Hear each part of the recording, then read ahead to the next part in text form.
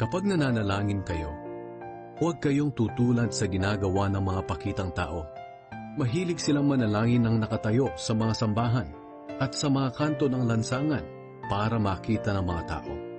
At kapag nananalangin kayo, huwag kayong gumamit ng maraming salita na wala namang kabuluhan tulad ng ginagawa ng mga taong hindi kumikilala sa Diyos.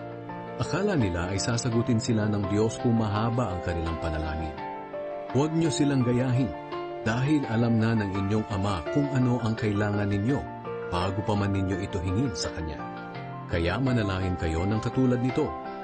Ama naming nasa langit, sambahin nawa kayo ng mga tao. Naway magsimula na ang inyong paghahari at masunod ang inyong kalooban dito sa lupa tulad ng sa langit. Bigyan niyo po kami ng aming pagkain sa araw-araw. Patawarin niyo kami sa aming mga kasalanan, tulad ng pagpapatawad namin sa mga nagkasala sa amin.